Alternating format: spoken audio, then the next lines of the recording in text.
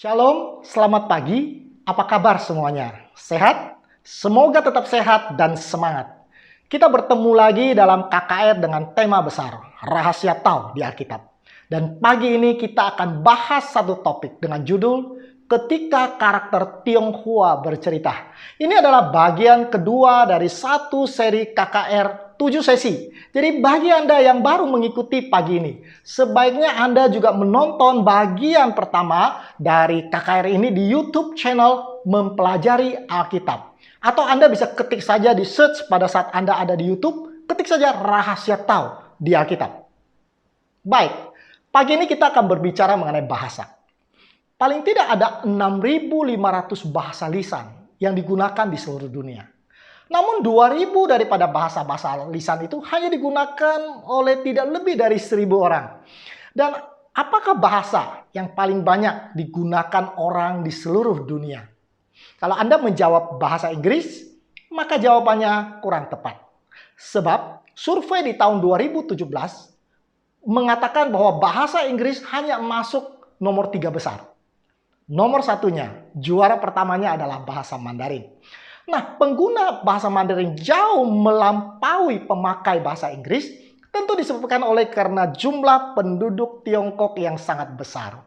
Dan bahasa Spanyol tidak diduga masuk menjadi juara 2 terbanyak digunakan. Karena paling tidak ada 20 negara yang menggunakan bahasa Spanyol sebagai bahasa sehari-hari.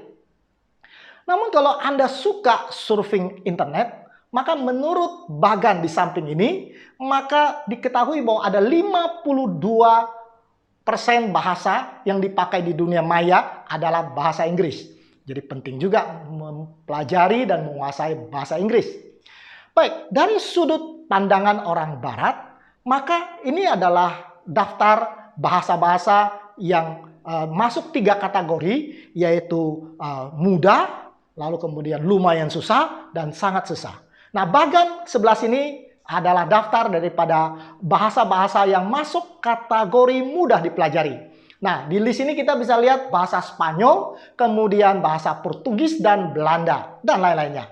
Nah, dikatakan hanya butuh waktu sekitar 23 sampai 24 minggu untuk menguasai bahasa itu. Jadi, kurang lebih adalah sekitar setengah tahun. Nah, ini bahasa-bahasa itu mudah dipelajari karena mereka menggunakan abjad Latin ABC seperti bahasa Inggris ataupun bahasa Indonesia.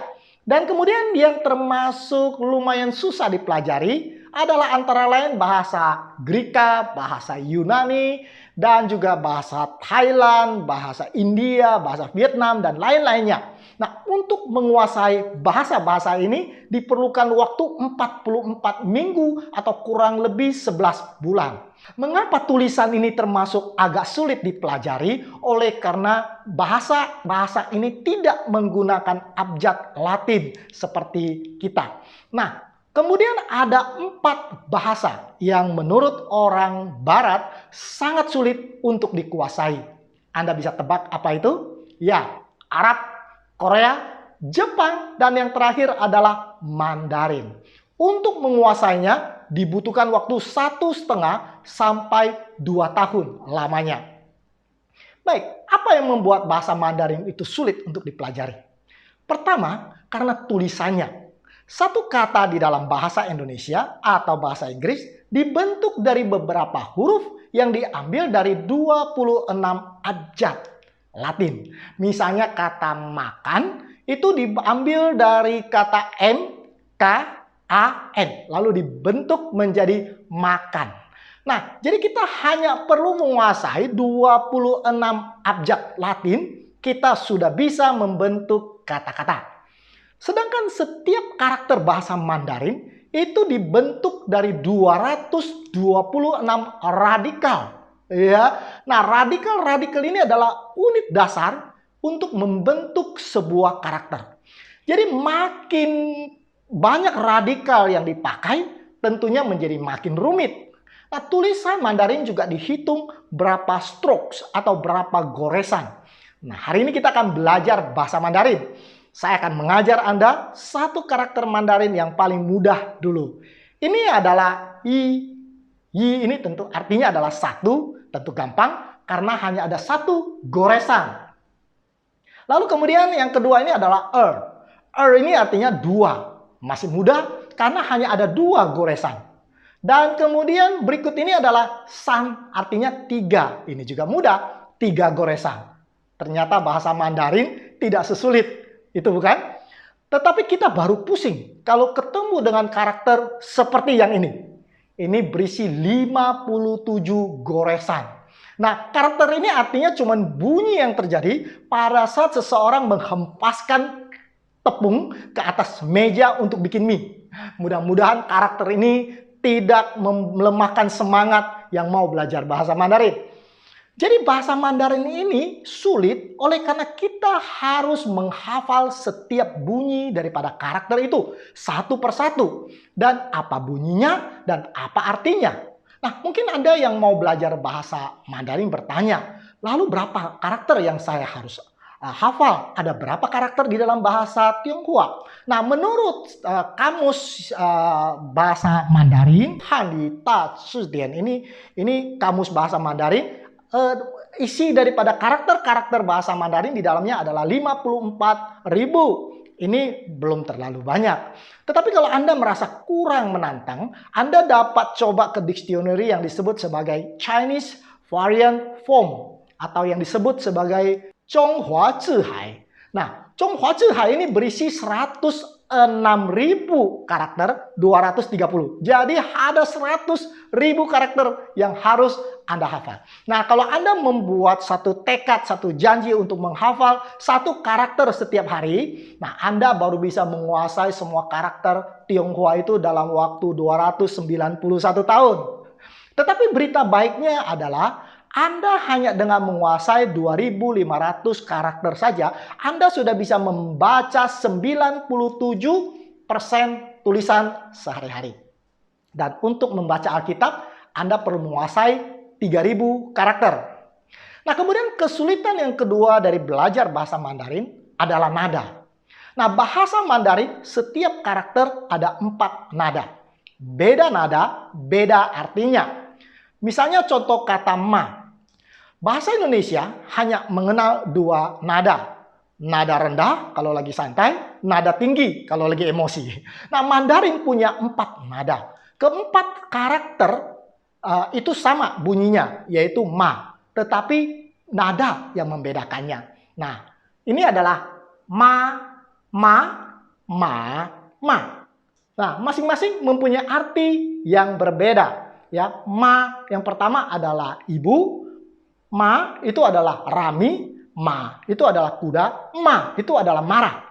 Anda mau coba? Mari kita ucapkan bersama-sama. Saya duluan. Ma, ma, ma, ma. Baik, Anda sudah lulus ya. Nah, kalau saya mau mengatakan ibu marah sama kuda, maka bunyinya adalah ma, ma, ma, ma. Ya, Anda mau ikuti? Kalau Anda salah sebut, Anda katakan ma, ma, mama. Itu artinya kuda yang marah sama ibu. Nah, inilah timbul kesulitan-kesulitan bagi orang untuk belajar bahasa Mandarin. Baik, dari mana datangnya tulisan-tulisan Mandarin ini? Di tahun 1899, 120 tahun yang lalu, seorang ahli tulisan Tiongkok menemukan tulang belulang binatang yang berukiran tulisan-tulisan Tiongkok kuno di sebuah toko obat secara kebetulan. Nah, tulang-tulang itu dinamakan sebagai dragon bones atau tulang naga yang dipakai oleh tabib-tabib Tionghoa sebagai obat dengan cara ditumpuk sampai halus. Lalu kemudian tabib itu ditanya, dari mana kamu mendapatkan tulang belulang itu? Akhirnya mereka dituntun ke satu kota yang bernama Anyang. Lalu kota itu terletak di provinsi Henan dan di situ ditemukan tulang belulang yang berisi tulisan-tulisan Tiongkok kuno yang umumnya sampai kepada dinasti Shang. Nah, kita tahu dinasti Shang adalah dinasti kedua di Tiongkok yang sudah berusia lebih dari 3.000 tahun. Dan sejak itu 200.000 tulisan prasasti tulang belulang yang juga disebut sebagai Ancient Oracle Bones ditemukan. Nah, tulisan Tionghoa mungkin bukan satu-satunya tulisan yang tua. Ada banyak tulisan-tulisan tua, tetapi yang membuat tulisan Tionghoa itu istimewa adalah karena tulisan itu masih dipakai sampai saat ini. Yang lainnya sudah beristirahat, sudah tinggal jadi sejarah. Karakter Tionghoa masih hidup dan masih dipakai sampai saat ini. Nah, kita sudah bahas juga pada minggu yang lalu bahwa banyak karakter Tionghoa yang bersifat piktograf yang dapat dipakai untuk merekam benda yang ada ataupun suatu peristiwa. Pada bagian ini Anda melihat tulisan pada baris yang pertama itu tulisan Ren yang artinya adalah orang. Nah, di sebelah kiri dari bagian ini adalah tulisan awal pada prasasti tulang belulang atau oracle bones. Nah, bentuknya mirip seperti seorang manusia yang sedang membungkuk dan kemudian mengalami perubahan bentuk sampai kepada tulisan yang modern seperti yang di sebelah kanan yang kita lihat dan yang kita pakai sekarang ini. Nah, huruf yang kedua yang saya mau kasih contoh adalah san atau gunung. Nah, tadinya itu adalah betul-betul gambar seperti gunung. Anda bisa melihat 3 buah gunung di sana. Terukir pada prasasti tulang belulang. Dan akhirnya menjadi bentuk modern yang dipakai sekarang ini. Lalu kita juga bisa menggabung 2 karakter atau 2 radikal untuk membentuk sebuah karakter yang baru. Di sini kita memberikan contoh, yaitu karakter yang pertama adalah kou atau mulut. Dan kemudian karakter yang kedua adalah ren atau orang. Nah, kalau saya gabung kou yang artinya mulut dengan ren yang artinya orang, itu akan kemudian menjadi xiong artinya adalah kakak pria. Nah, pertanyaannya mengapa mulut dan ditambah dengan orang digabung jadi kakak pria? Mungkin karena kakak pria adalah juru bicara dalam keluarga orang Tionghoa di zaman dahulu. Nah, berikutnya ini apa? Tulisan apa? Mungkin kita sudah familiar ya. Ini adalah mulut. Selesai seminar ini paling tidak Anda sudah belajar 20 karakter. Tinggal 2480 karakter dan Anda sudah bisa membaca buku bahasa Mandarin. Nah, karakter berikut ini adalah burung ya. Jadi mulut. Nah, kemudian yang karakter berikutnya itu adalah burung. Jadi kalau mulut ditambah dengan burung, Anda tahu bisa tebak jadinya apa? Berkicau. Ya, gampang sekali bahasa Mandarin, sangat logika. Burung dikasih mulut jadi berkicau. Kalau manusia dikasih mulut jadi bergosip. Mudah-mudahan tidak. Baik, sekarang kita lihat karakter berikutnya. Karakter berikutnya ini adalah matahari. Kemudian ditambah dengan bulan. Ye menjadi ming, terang. Bayangkan Anda punya matahari, punya bulan, pasti akan menjadi terang sekali. Inilah cara berpikir dari si pembuat karakter. Berikutnya ini adalah kayu atau pohon. Kalau kayunya 2 itu menjadi hutan. Nah, kalau kayunya 3 itu menjadi rimba. Nah, ini sangat menarik sekali. Mudah sekali dipahami dengan logika. Nah, kemudian ini adalah shou, artinya tangan. Kalau tangannya 2 itu artinya berdoa. Tetapi kalau yang ini tangannya 3 artinya copet. Jadi tidak baik banyak tangan ya dalam karakter bahasa Mandarin. Dan kalau bahasa Indonesia mungkin juga hampir sama. Kita katakan panjang tangan. Kalau bahasa Mandarinnya mungkin banyak tangan. Nah, saya ingin membawa Anda kembali kepada cerita Tiongkok kuno. Bagi yang belum mengikuti bagian pertama, mohon untuk menonton sesi yang pertama. Minggu lalu kita belajar, kita sudah bahas bahwa Alkitab menuliskan 2 peristiwa besar di bumi yang terjadi sebelum berdirinya dinasti Xia di Tiongkok tahun 2200. Jadi dinasti Xia adalah dinasti yang pertama. Berdiri 2200 tahun sebelum Masehi. Nah, di belakangnya Alkitab menceritakan ada 2 peristiwa. Peristiwa yang pertama adalah peristiwa air bah, di mana Tuhan mendatangkan air bah menutupi segenap bumi dan isinya. Oleh karena manusia semakin jahat, Tuhan menyesal menjadikan manusia. Dan dikatakan bahwa ada 8 orang yang diselamatkan, yaitu mereka yang masuk ke dalam bahtera Nuh. Dan ke-8 orang itu adalah Nuh, istrinya, 3 anaknya, dan 3 orang mantunya. 100 tahun kemudian, manusia dikatakan membangun sebuah menara. Sebuah menara yang sangat tinggi dan kemudian diberikan nama Menara Babel. Tujuannya adalah supaya kalau ada air bah lagi, mereka bisa naik ke atas dan Tuhan tidak bisa lagi menenggelamkan mereka. Dan Tuhan tidak suka dengan rencana mereka. Tuhan mengacaukan bahasa mereka. Dan akhirnya mereka gagal membangun menara. Dan diceritakan bahwa mereka terserak ke seluruh dunia. Ini sudah kita pelajari pada minggu yang lalu. Dan kita juga sudah belajar bahwa jarak waktu antara menara Babel kepada munculnya dinasti Xia, yaitu dinasti yang pertama di Tiongkok, hanya berjarak di bawah 100 tahun.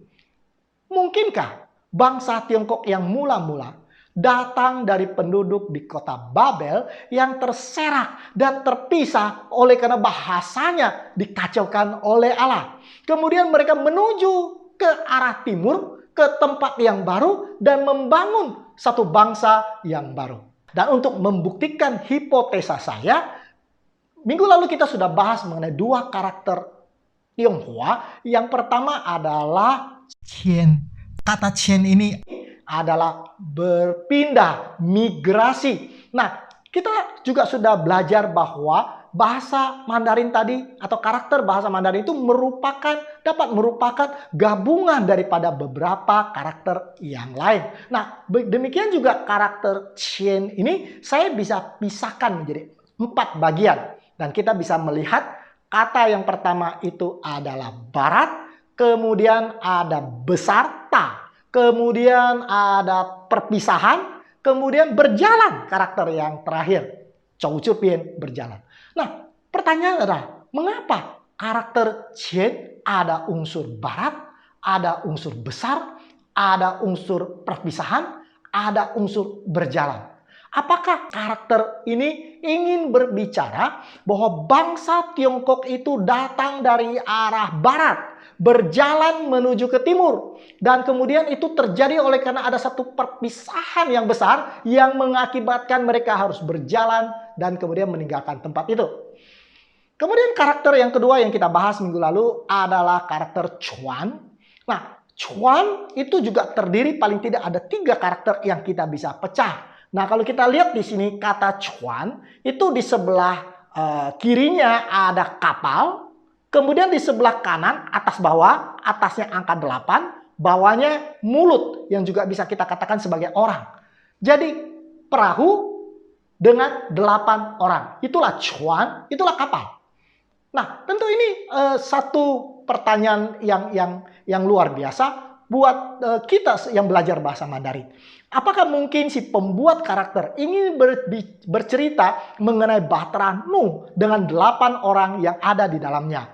Ini semua masuk akal jika bangsa Tiongkok memang benar hijrah dari barat menuju ke timur, di mana Tiongkok sekarang berada oleh karena peristiwa Menara Babel. Baik, sekarang kalau kita lihat bahwa kalau orang Tionghoa itu tahu peristiwa Menara Babel, tentunya mereka tahu juga peristiwa air bah. Karena dari sanalah mereka berasal. Dan kalau demikian, kalau mereka mengetahui air bah dan mengetahui Menara Babel, saya yakin mereka juga akan tahu peristiwa-peristiwa sebelum air bah. Karena menurut kitab Kejadian Fatsal 5, Alkitab, Sencing mengatakan bahwa dari sejak Adam, manusia yang pertama, sampai kepada Nuh, itu hanya ada 10 generasi. Pasti mereka sudah bercerita dari engkongnya kepada bapaknya, kepada cucunya, dan seterusnya. Jadi saya yakin bahwa orang Tionghoa, jika benar mereka adalah keturunan daripada Nuh, maka mereka juga pasti mengetahui cerita-cerita sebelum air bah. Bagaimana Tuhan pertama menciptakan manusia. Bagaimana membuktikannya? Kita berterima kasih kepada Han Yi, bahasa Mandarin. Karena setiap karakter dari bahasa Mandarin itu unik dan mampu merekam peristiwa-peristiwa yang unik.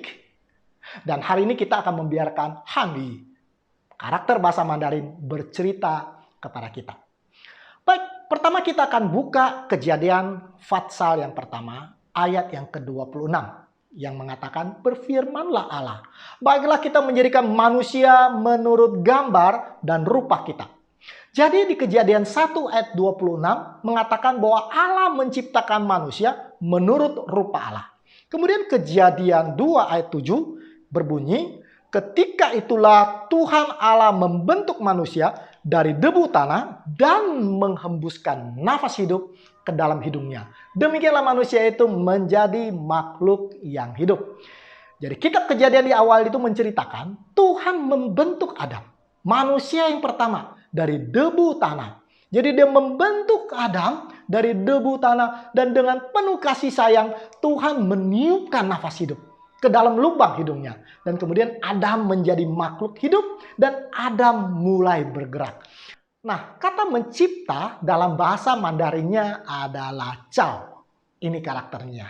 Dan kata Chao terdiri dari radikal sebagai berikut. Di situ ada tanah, ada mulut, kemudian itu juga bisa berarti nafas. Lalu ada pie yang artinya hidup. Dan kemudian ada Chou Chu Pien yang kita sudah belajar artinya adalah berjalan. Nah, pertanyaannya mengapa kata mencipta ada tanahnya, ada mulut nafas, ada hidup, dan ada bergerak atau berjalan? Karena menurut kitab Kejadian, Allah membentuk manusia dari debu tanah, lalu meniupkan nafas hidup ke dalam hidungnya, dan dia hidup dan bergerak. Baik, kisah selanjutnya di dalam Alkitab diceritakan bahwa kemudian Tuhan Allah mengambil manusia dan menempatkannya di Taman Eden, dan supaya manusia itu mengusahakan dan memelihara akan taman itu. Kejadian 2 ayat 15. Jadi Adam ditempatkan Tuhan di taman, di sebuah taman yang sangat indah, penuh dengan bunga yang mekar, binatang-binatang yang jinak, yang lucu. Lalu dikatakan di situ ada 4 sungai yang mengalir dan airnya pasti jernih, udaranya segar, tidak ada polusi, indah sekali dan menyenangkan sekali. Itulah Taman Eden yang pertama kali Tuhan ciptakan untuk manusia. Pertanyaannya adalah, apakah itu semua yang membuat Adam bahagia?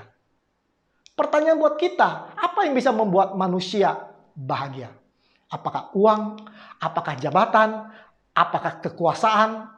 Atau mungkin berada di tempat yang indah seperti Taman Eden? Tulisan di samping saya ini, semua orang Tionghoa mungkin tahu membacanya dan mengenalnya. Ini adalah uang, qian. Walaupun orang Tionghoa umumnya menyukai uang, menyukai qian, tetapi Anda tidak akan pernah melihat karakter itu dipajang di rumah orang Tionghoa. Mungkin terlalu vulgar. Karakter yang paling banyak dipajang di rumah orang Tionghoa adalah karakter Fu. Ini dia. Yang artinya adalah kebahagiaan, berkat, rezeki. Jadi maknanya lebih daripada sekedar uang. Tulisan Fu ini dipajang di mana-mana, di toko, di rumah, terutama pada hari-hari raya Imlek. Dan kemudian kalau Anda ke rumah orang Tionghoa, Anda akan melihat karakter itu kadang-kadang dipajang terbalik. Anda jangan kemudian karena udah belajar bahasa Fu, lalu kemudian Anda putar karakter itu. Mereka sengaja membalikkan tulisan Fu atau kebahagiaan ini karena mereka tahu bahwa sumber kebahagiaan atau Fu itu ada dari atas. Hanya Tien, Tuhan yang dapat memberikan kebahagiaan kepada manusia. Dengan membalikkan tulisan itu, mereka mengharapkan kebahagiaan itu akan turun dari langit kepada mereka dengan limpahnya. Alkitab mencatat kata fu, yaitu di dalam khotbah di atas bukit. Lalu kemudian dalam ucapan-ucapan berbahagia dikatakan ucapan itu misalnya di dalam Matius 5 ayat 6, berbahagialah orang yang lapar dan haus akan kebenaran karena mereka akan dipuaskan. Kata berbahagia di situ adalah fu. Kepada orang yang lapar dan haus kebenaran, maka dia akan diberikan kebahagiaan. Dikatakan niyo fule, mempunyai fu, mempunyai kebahagiaan. Jadi apa makna tulisan fu bagi orang Tionghoa dahulu kala? Ini yang akan kita pelajari. Kata fu terdiri dari 4 karakter yang lain. Di sebelah kanan ada 1, mulut yang juga bisa berarti orang. Lalu kemudian ada tien yang artinya adalah taman. Kemudian didampingi di sebelah kirinya oleh sebuah radikal sen artinya adalah Tuhan. Nah, sangat menarik tulisan kebahagiaan memiliki radikal 1 orang. Ada 1 orang di taman. Apakah satu orang di taman itu adalah Adam, manusia yang pertama di Taman Eden? Dan yang menarik, walaupun manusia pertama berada dalam satu taman yang sangat indah yang diciptakan Tuhan khusus untuknya, namun tulisan satu orang di taman yang indah bukanlah Fuk tanpa radikal Tuhan di sampingnya. Adam baru bisa bahagia jika ada Tuhan di sampingnya. Sumber kebahagiaan. Adam bukan semua materi yang ada di sekitarnya, tetapi keberadaan Allah di sampingnya. Banyak orang yang menyangka bahwa mereka akan mendapatkan Fuk jika mereka memiliki uang yang banyak, atau mereka menjadi orang yang terkenal, atau mereka mempunyai kedudukan yang tinggi. Ronghua Fukui, kata orang Tionghoa. Namun banyak yang setelah mendapatkan semua Ronghua Fukui di dalam hidupnya, semua milik materi di dalam hidupnya, merasakan ada yang kosong di dalam hidupnya. Ada yang belum lengkap. Masih ada satu lubang di dalam hatinya yang belum berhasil ditutupi. Itulah radikal Tuhan yang belum ia miliki. Tulisan Fuk menunjukkan bahwa orang Tionghoa mengerti bahwa hanya dengan Tuhan beserta dengan manusia di dalam satu taman itu akan membawakan kebahagiaan yang sejati. Seperti yang Alkitab katakan dan Yesus katakan, Ni you fule, berbahagialah kamu jika Tuhan beserta denganmu. Karena dengan Tuhan beserta dengan kita, Dia akan selalu memikirkan kebutuhan dari anak-anaknya, hamba-hambanya. Dan Dia akan menyediakan seluruh kebutuhan kita. Seperti seekor domba yang berada di samping gembalanya. Daud mengatakan, kalau Tuhan adalah gembalaku, aku takkan kekurangan. Seperti seorang anak berada di samping ibunya. Dia tidak akan merasa takut karena dia tahu ibunya akan selalu melindungi dia. Itulah sumber kebahagiaan daripada Adam. Amin. Lalu di Kejadian 2 ayat 18, Tuhan Allah berfirman, tidak baik kalau manusia itu seorang diri saja. Aku akan menjadikan seorang penolong baginya yang sepandang dengan dia. Jadi Tuhan tidak ingin Adam kesepian. Ia ingin Adam mempunyai seorang pendamping. Nah, di Kejadian 2 ayat 21 dikatakan Tuhan Allah mengambil salah satu rusuk daripada Adam. Lalu menutup tempat itu dengan daging. Dan dikatakan di ayat yang 22, dari rusuk yang diambil Tuhan Allah dari manusia itu, dibangunnyalah seorang perempuan. Lalu dibawanya kepada manusia itu. Jadi Allah memberikan seorang istri kepada Adam dengan mengambilnya dari tulang rusuk Adam. Dan dari dalam dagingnya Adam. Ini karakter daging dalam bahasa Mandarin, ro, ya.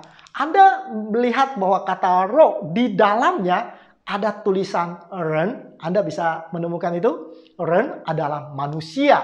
Nah, sangat menarik bahwa Tuhan melakukan operasi dan mengeluarkan orang tersebut dari daging, dari ro. Jadi dari ro dikeluarkan orang, ren. Nah, begitu orang itu berhasil dikeluarkan, karakter ro, daging, berubah menjadi ne, yang artinya di dalam. Yang sangat menarik, ne dan ren yang sudah dikeluarkan, kalau digabung, nggak usah digabung. Artinya dua kata itu, ne, ren, artinya adalah istri. Jadi ne, ren, artinya istri. Kalau digabung, itu daging. Menarik bukan? Tuhan memberikan Adam seorang istri dari dagingnya. Dan diberikan nama Hawa. Jadi Hawa adalah neren dari Adam. Karena diambil dari dalam dagingnya. Dari roh dikeluarkan ren jadi neren. Nah, Adam mengatakan, engkau adalah daging dari dagingku, tulang dari tulangku. Jadi walaupun istri kita tidaklah diambil dari rusuk kita, dari daging kita. Tetapi Tuhan ingin kita mengasihi penolong kita. Mengasihi istri kita seperti diri kita sendiri. Karena istri kita adalah neren daripada kita. Seseorang yang selalu ada di dalam kita. Yaitu di dalam hati kita yang harus kita cintai. Jadi jika kita mengerti sungguh-sungguh akan karakter ini, tidak ada masalah di dalam rumah tangga. Karena suami istri akan selalu berbahagia. Ni you fule. Karena istri yang adalah diberikan Tuhan demi kebahagiaan manusia. Begitulah Adam dan Hawa hidup berbahagia bersama dengan Tuhan di Taman Eden. Menurut kitab Kejadian. Tuhan memberikan satu ujian kasih kepada Adam dan Hawa. Di dalam Kejadian 2 ayat 9 dikatakan, lalu Tuhan menumbuhkan berbagai-bagai pohon dari bumi yang menarik dan yang baik untuk dimakan buahnya. Dan pohon kehidupan di tengah-tengah taman itu. Jadi ada satu pohon namanya pohon kehidupan. Serta pohon pengetahuan tentang yang baik dan yang jahat. Jadi ada dua pohon, satu pohon kehidupan dan satu adalah pohon pengetahuan dan yang baik dan yang jahat. Dan Tuhan melarang Adam dan Hawa makan dari pohon itu, pohon pengetahuan baik dan jahat. Di dalam Kejadian 2 ayat yang ke-17 dikatakan, tetapi pohon pengetahuan tentang yang baik dan yang jahat itu jangan kau makan buahnya, sebab pada hari engkau memakannya pastilah engkau akan mati. Bahasa Mandarin ini dikatakan ni pi ting shi. Kamu pasti akan mati. Jadi Tuhan ingin menguji kesetiaan dan penurutan dari ciptaannya dengan menempatkan pohon pengetahuan yang baik dan jahat. Dan kemudian Tuhan melarang Adam dan melarang Hawa untuk makan dari buah pohon tersebut. Saudara sekalian, karakter melarang dalam bahasa Mandarin adalah Qing. Karakter daripada Qing ini terdiri dari 3 karakter, yaitu pohon, kemudian pohon, lalu kemudian ada radikal perintah di bawahnya. Perintah apa? Yaitu perintah untuk tidak makan buah daripada pohon tersebut. Kemudian di Kejadian 3 ayat 1 dikatakan, adapun ular adalah binatang yang paling cerdik dari semua binatang di darat yang dijadikan oleh Tuhan. Dikatakan ular itu berkata kepada perempuan itu, tentulah Allah berfirman bahwa semua pohon di taman itu jangan kau makan buahnya, bukan? Pertanyaannya adalah, siapa ular itu yang menggoda Hawa? Di dalam Wahyu 20 ayat 2 dijelaskan bahwa ia menangkap naga, si ular tua itu, yaitu iblis dan setan. Jadi ular menurut Alkitab adalah jelmaan dari setan yang datang untuk menggoda manusia di Taman Eden. Itu adalah karakter setan. Ya, kalau kita lihat karakter setan terdiri dari radikal taman, lalu kemudian ada radikal hua yang artinya bergerak, lalu kemudian ada radikal yang juga bisa berarti manusia, lalu ada xia yang artinya adalah diam-diam. Jadi kalau kita gabungkan akan radikal itu, itulah menjadi kata setan. Jadi setan itu digambarkan satu sosok yang mencurigakan. Kui sui. Dia datang mendekati manusia yang berada di dalam taman untuk menggodanya. Nah, kata menggoda, mo dari kata mo kui, setan penggoda. Nah, ditulis dengan menggabungkan setan, yaitu kui, dengan pohon di atasnya, lalu kemudian ditutup yang artinya adalah sembunyi-sembunyi. Jadi setan itu datang sembunyi-sembunyi untuk menggoda manusia. Itulah kata menggoda dalam karakter bahasa Tionghoa. Jadi setan datang ke Taman Eden, lalu kemudian dia mulai menggoda Hawa. Dan Alkitab mengatakan di dalam Kejadian 3 ayat 6, perempuan itu melihat bahwa buah pohon itu baik untuk dimakan dan sedap kelihatannya. Lagi pula pohon itu menarik hati karena memberikan pengertian. Hawa kepengen makan buah itu. Walaupun dia tahu bahwa dia dilarang. Nah, bagi kita yang suka mendengarkan seminar kesehatan yang kita selalu adakan, maka hati-hati dengan makanan yang sedap kelihatan. Hawa melihat buah itu dan dia kepengen, dia menginginkan. Bahasa Mandarinnya adalah tan lan. Bagaimana menulis kata mengingini dalam bahasa Mandarin? Ini dia, lan. Nah, sangat menarik adalah bahwa karakter mengingini dalam bahasa Mandarin ini terdiri dari radikal pohon. 2 buah pohon dan seorang wanita di bawahnya. Kenapa harus ada wanita di bawahnya? Karena di dalam Kejadian 3 ayat 6 Dikatakan lalu ia, yaitu si Hawa, wanita itu, mengambil dari buahnya dan dimakannya. Dan diberikan juga kepada suaminya yang bersama-sama dengan dia. Dan suaminya pun memakannya. Jadi Alkitab mencatat bahwa wanita yang pertama jatuh ke dalam dosa digoda oleh setan. Dan belum lama seorang pengacara yang bernama Ye Mantian memprotes tulisan-tulisan karakter Tionghoa yang dianggap diskriminasi terhadap gender. Oleh karena begitu banyak karakter atau kata-kata yang buruk itu mengandung radikal wanita di dalamnya. Ini beberapa contoh. Bersenang-senang, mempermainkan, kemudian tamak, cemburu, tidak suka, menuduh, jahat, budak, pelacur, pemerkosaan, selingkuh. Ini semua kata-kata yang tidak baik, selalu ada karakter wanita di bawahnya. Mungkin si pembuat karakter itu mengerti kisah di dalam Kejadian 3 bahwa wanita lah yang terlebih dahulu jatuh ke dalam dosa. Baik, setelah manusia jatuh ke dalam dosa, dikatakan di dalam Kejadian 3 ayat 7, maka terbukalah mata mereka berdua. Dan mereka tahu bahwa mereka telanjang. Lalu mereka kemudian cepat-cepat menyemat daun pohon ara dan membuat cawat. Nah, begitu jatuh ke dalam dosa, maka Adam dan Hawa kehilangan kemuliaan Tuhan. Dan mereka menyadari tiba-tiba mereka, kok kita jadi telanjang? Dan mereka merasa malu. Dan mereka berusaha untuk menutupi ketelanjangan mereka. Lalu dengan mencoba untuk membuat pakaian sendiri. Nah, sangat menarik karakter atau tulisan telanjang di dalam bahasa Mandarin itu ada 3. Dan 3-tiganya itu cara penulisannya hampir sama. Yaitu di sebelah kanannya Anda akan melihat satu radikal yang sama. Radikal itu adalah kuo. Kuo itu apa? Itu adalah buah. Pertanyaannya, mengapa telanjang harus ada buahnya?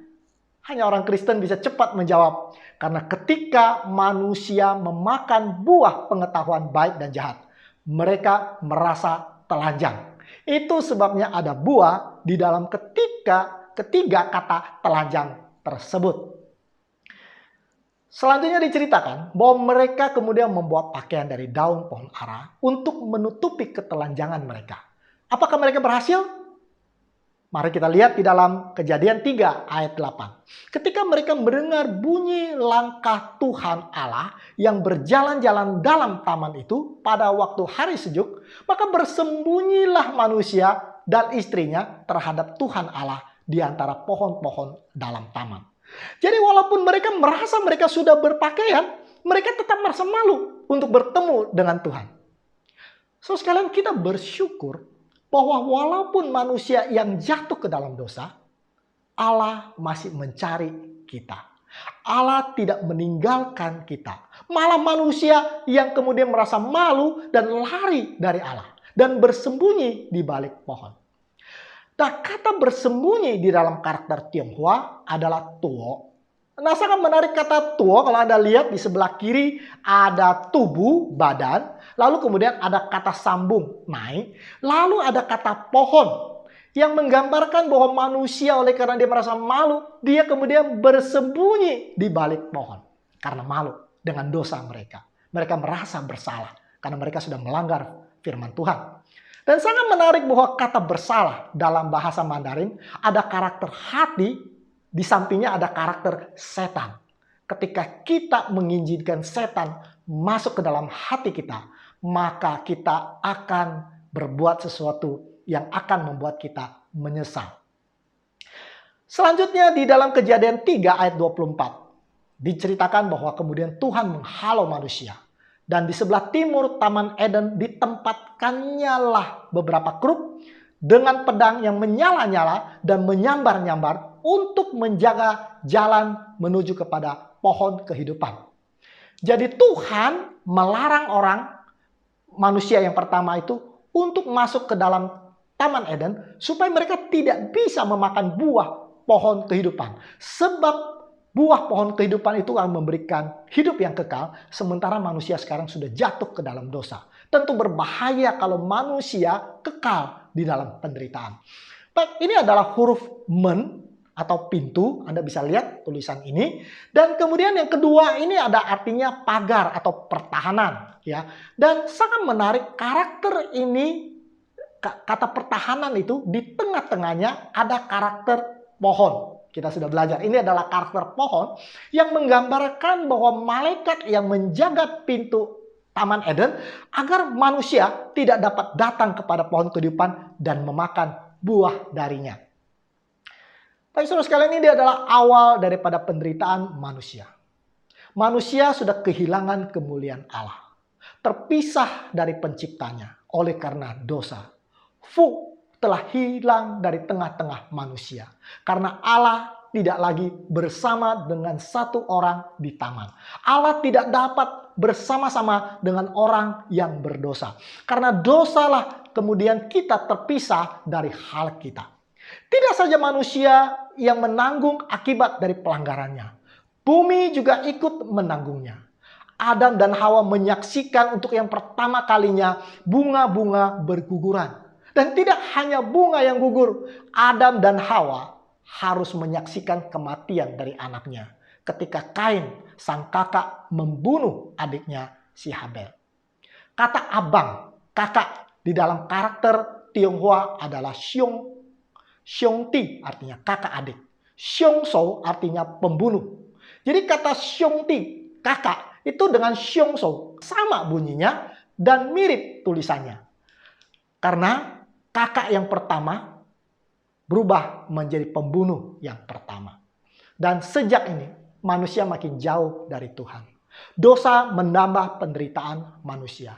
Alam juga lalu tidak bersahabat lagi dengan manusia. Tanah tidak lagi subur. Kelaparan terjadi di banyak belahan bumi. Lalu banjir, tsunami, gempa bumi. Lalu kemudian kita menyaksikan gunung meletus, polusi. Manusia makin jahat terhadap manusia lainnya.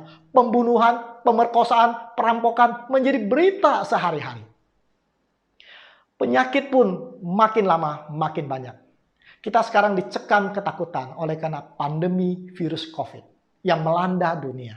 Dan semua berakhir dengan kematian. Orang Tionghoa menyebutnya sebagai sebuah lingkaran Sen Lao Ping Si. Jadi lahir, tua, sakit, dan mati.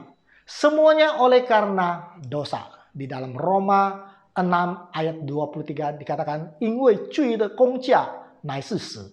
Karena upah dosa adalah maut. Pertanyaannya adalah, mengapa Tuhan membiarkan dosa menang? Mengapa Tuhan tidak melakukan sesuatu? Saudara sekalian, seluruh isi Alkitab baik perjanjian lama maupun perjanjian baru, ini adalah isinya adalah rencana Tuhan untuk mengembalikan manusia yang berdosa kembali kepadanya. Supaya manusia dapat kembali berbahagia, niyo fule, seperti sebelum jatuh ke dalam dosa. Untuk mengerti rencana keselamatan, kita mesti mengerti ada dua sifat Tuhan. Mari kita buka di dalam Keluaran, pasal ke-34 ayat yang ke-6. Dikatakan berjalanlah Tuhan lewat dari depannya dan berseru, "Tuhan, Tuhan, Allah penyayang dan pengasih, panjang sabar, berlimpah kasih dan setianya." Di situ diceritakan bahwa sifat Tuhan adalah penyayang, pengasih, panjang sabar, berlimpah kasihnya, dan setia. Tetapi di ayat yang lain, di Mazmur 11 ayat 7, dikatakan, sebab Tuhan adalah adil dan mengasihi keadilan. Jadi Allah itu adalah Allah yang adil, dia mengasihi keadilan. Tetapi dia juga adalah Allah yang maha kasih, dan sekaligus Allah yang maha adil. Baik, sebagai orang tua, saya juga orang tua punya 3 anak. Kadang-kadang kita mengasihi anak kita, namun kita tidak mampu menegakkan keadilan. Atau kita menegakkan keadilan, tapi kita kehilangan sisi kasihnya. Saya berikan contoh. Seorang bapak mengatakan kepada anaknya, yang mau pergi ke pesta bersama dengan teman-temannya. Lalu bapaknya katakan kepada anaknya, jangan pulang malam. Kalau kamu pulang lewat jam 10, maka saya akan kunci pintu dan kamu tidak akan bisa masuk ke dalam dan kamu harus tidur di kursi di teras. Anak itu menjawab, "Oke, Papa." Lalu kemudian dia pergi bersama teman-temannya. Anak itu sedang asik berpesta sampai dia lupa waktu, dan ketika dia pulang ke rumah, sudah jam 11 malam. Jika Anda adalah bapaknya, apa yang Anda akan lakukan sebagai orang tua pada saat anak Anda melanggar peraturan yang Anda buat dan mengetuk pintu pada jam 11 malam? Nah, jika Anda adalah seorang ayah yang penuh kasih, maka Anda akan bukakan pintu karena kasihan. Lalu berkata kepada anak Anda, "Nak, lain kali jangan begitu. Kan saya sudah bilang, jangan lewat jam 10. Jangan ulangi lagi." Inilah Allah yang penuh kasih. Tetapi tidak berkeadilan. Karena Anda tidak menjatuhkan hukuman sesuai dengan peraturan yang Anda buat. Tetapi jika Anda adalah seorang bapak yang adil, maka Anda harusnya tidak buka pintu. Membiarkan anak Anda tidur di teras sebagai konsekuensi akibat pelanggaran terhadap peraturan yang sudah disepakati. Tetapi Anda akan kelihatan seperti seorang ayah yang kurang kasih.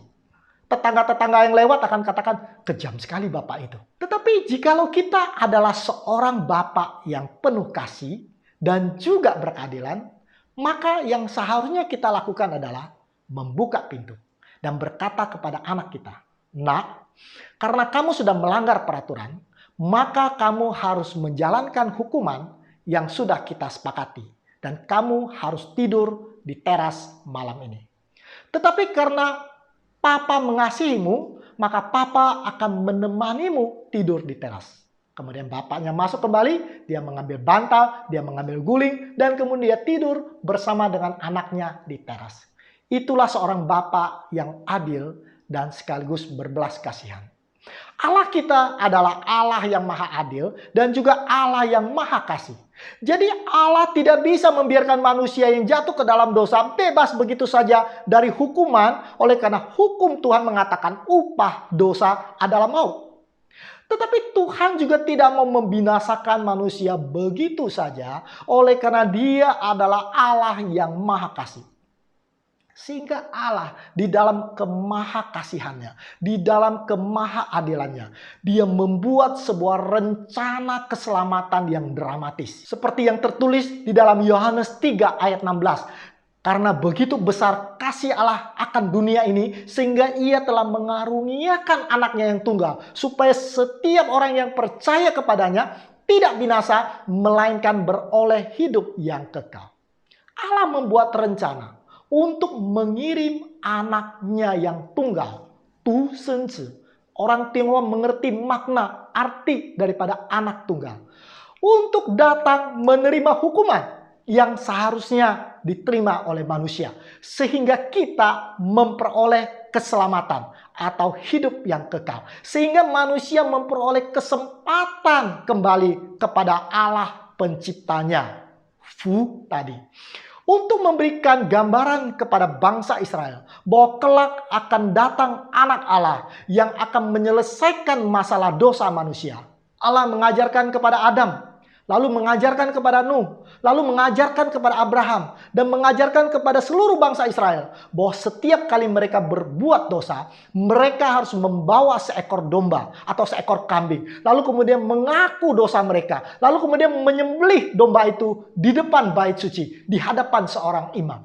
Domba itu akan mengambil alih dosa orang tersebut. Dan karena domba itu melambangkan Yesus yang kelak akan datang dan mati seperti domba itu.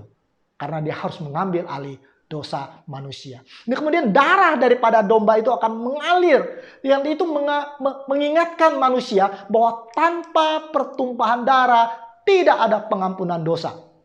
Melalui darah itu, melalui kematiannya, maka Yesus datang untuk mengakhiri akan masalah dosa. Dia datang untuk mengakhiri penderitaan manusia. Di dalam kitab Suci, salah satu dari kitab klasik Tiongkok kuno yang ditulis oleh Kongfucu, mengatakan bahwa kita sedang menanti pangeran kita. Jika sang pangeran itu datang, kita akan dibebaskan dari hukuman dan penderitaan.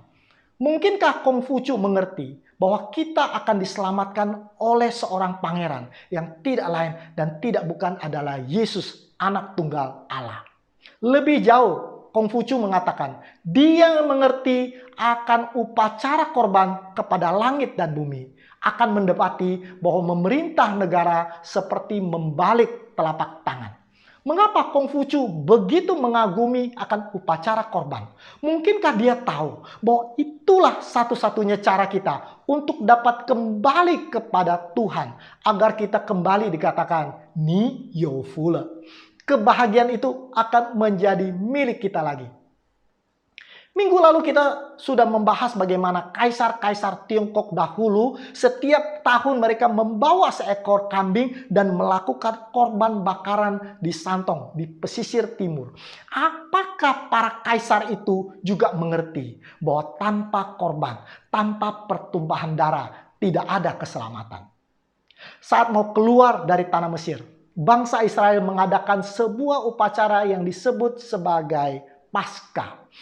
Di dalam Keluaran 12 ayat 22 dikatakan, maka kemudian kamu harus mengambil seikat hisop, lalu mencelupkannya ke dalam darah yang ada dalam sebuah pasu, dan kemudian darah itu harus kamu sapukan pada ambang atas dan kedua tiang pintu.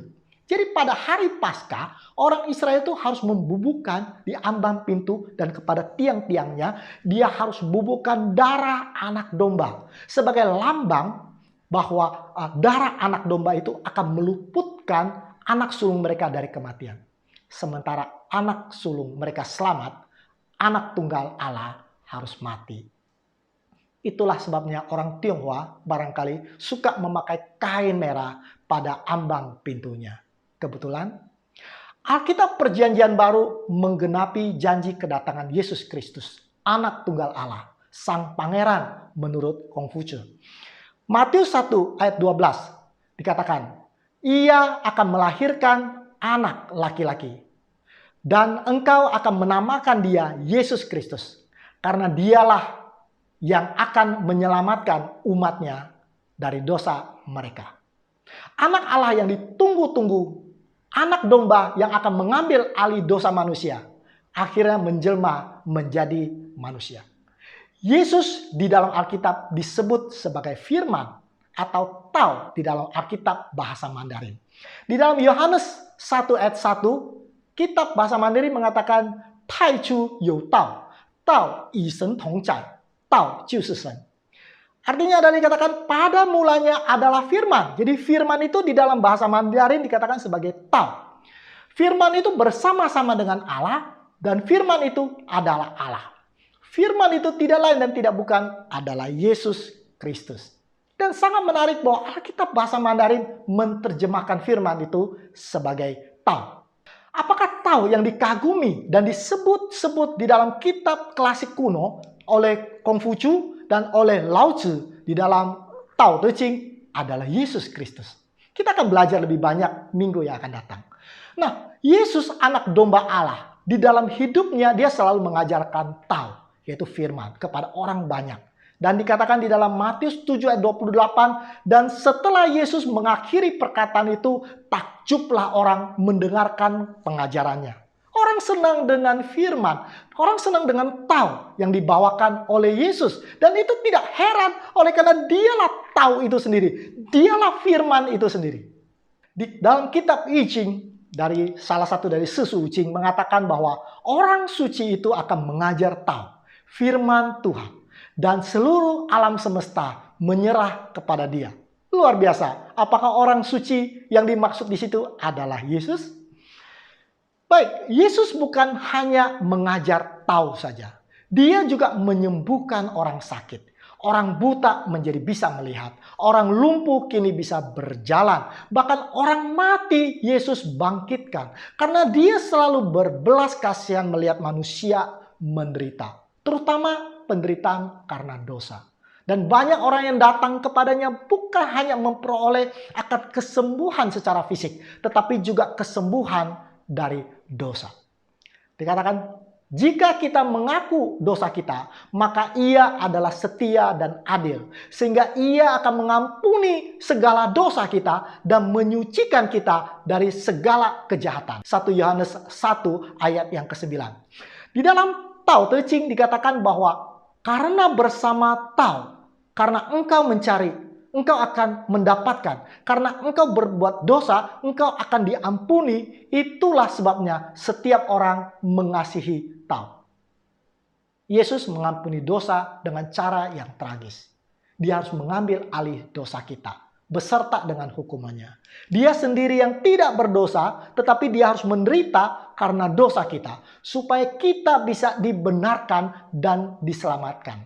Dalam kitab klasik kuno dikatakan, orang suci itu mengetahui yang putih, namun mengenakan yang hitam. Dia sebetulnya adalah putih, suci, tetapi menjadi hitam oleh karena dosa kita. Sesudah Yesus meminum anggur asam, lalu berkatalah dia, sudah selesai. Lalu dia menundukkan kepalanya dan dia menyerahkan nyawanya. Yohanes 19 ayat 30. Domba yang disembeli oleh para kaisar di Tiongkok kuno, kini tersembeli di atas kayu salib karena dosa saudara dan saya. Supaya kita memperoleh keselamatan dan kesempatan yang kedua. Supaya kita diperdamaikan dengan Allah Bapa, memperoleh fu yang sudah hilang. Karena itu, marilah kita mengikuti Yesus. Kata Yesus, akulah jalan dan kebenaran dan hidup. Yohanes 14 ayat 6. Yesus adalah kebenaran. So, sekalian tahu karakter kebenaran dalam bahasa Tionghoa adalah I. Dan kata I terdiri dari dua buah radikal. Di atasnya adalah kambing dan di bawahnya adalah saya. Saya tidak mengerti kenapa kata kebenaran di dalam karakter bahasa Tionghoa itu harus ada kambingnya dan harus ada sayanya. Barangkali mereka mengerti bahwa kambing itu adalah Kristus yang mati menggantikan saya. Itulah kebenaran. Roma 3 ayat 24 dikatakan, dan oleh kasih karunia telah dibenarkan dengan cuma-cuma karena penebusan di dalam Kristus Yesus. Inilah I kebenaran. Karena kamu semua yang dibaptis dalam Kristus telah mengenakan Kristus. Galatia 3:27. Jadi dengan mengenakan Kristus, kita kembali menjadi satu dengan Allah. Itulah fu. Karena Immanuel, Allah beserta dengan kita. Dan kita akan menerima berkat-berkat surgawi. Hidup di dalam kebahagiaan yang sempurna. Yesus katakan, ni yofule. Kita dapat dikatakan berbahagia oleh karena Tuhan ada di samping kita. Tuhan dengan satu orang di taman. Itulah fu yang sejati. Itulah kebahagiaan. Sampai di sini seminar kita. Dan hari ini kita sudah belajar bagaimana karakter Tionghoa menguatkan akan kisah-kisah di Alkitab dari penciptaan, kejatuhan, sampai kepada penyelamatan. Dan dari Tau. Waktu juga yang memisahkan kita. Dan jika Anda mempunyai komentar, pertanyaan, ingin belajar lebih lanjut, silakan menghubungi nomor telepon di bawah ini. Mari kita sama-sama mendalami bagaimana kasih Tuhan, bagaimana Tau datang dan menolong kita untuk memperoleh keselamatan dan kesempatan yang kedua. Mari kita tunduk kepala dan berdoa. Bapa di surga, kami berterima kasih oleh karena Tuhan sudah kirim Yesus Kristus. Tahu untuk datang dan menyelamatkan kami. Kami tahu Tuhan Engkau membuat satu rencana yang sangat luar biasa supaya kami boleh kembali datang ke pangkuan-Mu. Oleh karena Tuhan sangat mengasihi kami. Biarlah semua yang mendengarkan akan ikut serta di dalam rencana keselamatan ini. Tuhan pertemukan kami minggu yang akan datang untuk terus belajar akan firman-Mu. Di dalam nama Tuhan Yesus kami berdoa. Amin. Baiklah saudara sekalian, kita akan bertemu kembali Sabtu depan dalam channel yang sama YouTube, mempelajari Alkitab dengan judul Adakah Nabi di Tiongkok Kuno. Sampai bertemu lagi dan Tuhan memberkati.